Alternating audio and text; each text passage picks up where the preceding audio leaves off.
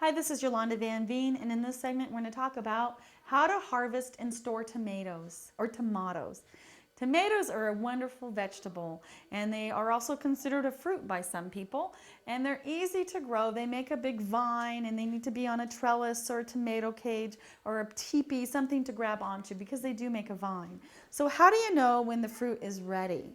Well, tomatoes are generally green as they grow and then they turn red.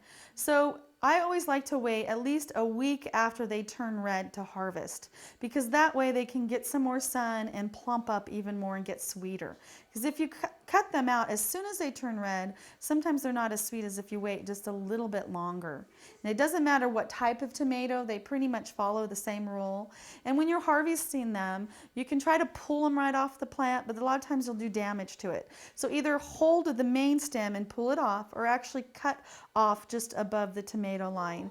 And you find it too, a lot of times in the grocery store, you'll buy a whole batch of tomatoes still on the vine. That's actually the best way to harvest them, is still on the vine because they seem to last a little bit longer that way.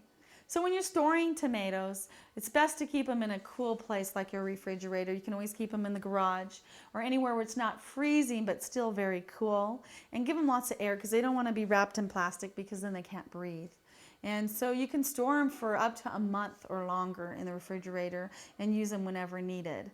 And tomatoes are one of those plants that you can actually dry too. So you can cut them into little pieces and dry them right out into the sun and have sun-dried tomatoes. Or you can bake them right in the oven on very low temperature for about an hour and they'll dry as well. And then you can store those dried tomatoes right in paper bags or even freeze them and you can use them all winter long. They're a great addition to your vegetable garden.